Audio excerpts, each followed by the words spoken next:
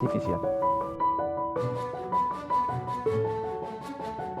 Les missions de suivi et d'observation réalisées durant les périodes d'accalmie de l'hiver 2017 permettent de voir l'évolution des modules d'un point de vue biologique et physique. Au mois de janvier, le module 1 abrite encore plus d'espèces qu'avant. Son rôle de niche écologique se confirme nettement avec la présence d'une badèche juvénile très curieuse.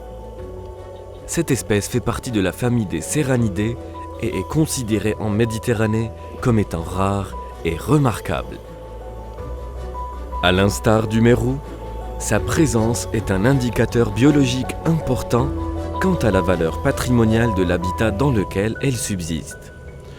Selon la Convention internationale sur la biodiversité, l'observation périodique des espèces rares de cette famille entraîne le classement de cette zone en zone protégée ou sensible.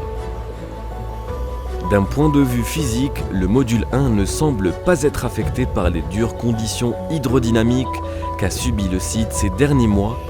Par contre, le module 2 semble être plus en proie au courant. Certains débris ramenés du rivage démontrent l'intensité des forces physiques en place. Le bioconcrétionnement des parpaings semble croître plus lentement que sur le module 1. L'hypothèse la plus plausible semble être liée à la surface totale de métal accessible. La structure métallique du module 2 est souvent envasée, ce qui ralentit l'installation des premiers maillons de la chaîne trophique, nécessaires pour l'installation des taxons plus importants.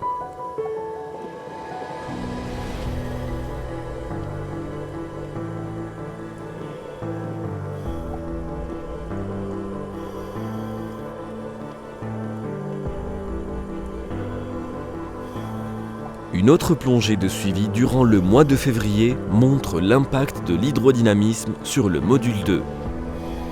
La disposition en pyramide n'a pas tenu le coup. La structure métallique est complètement ensevelie sous le sable. Les parpaings sont éparpillés autour du module, reflétant l'intensité des courants subis lors de ce dernier mois.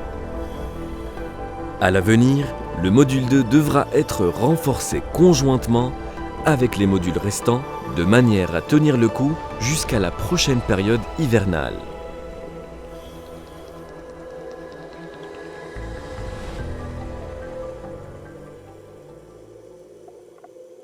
Aujourd'hui, la valeur écologique et patrimoniale de la biodiversité littorale et marine n'est plus à démontrer.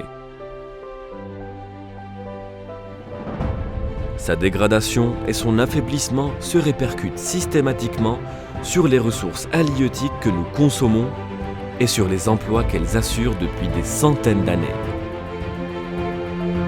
Le projet de récif artificiel réalisé par l'association Iponsub démontre l'accessibilité et l'efficacité de ce genre d'action sur le court et le long terme. Il faudra aussi attendre quelques années pour voir avec plus de recul l'apport écologique global de ces villages de récifs.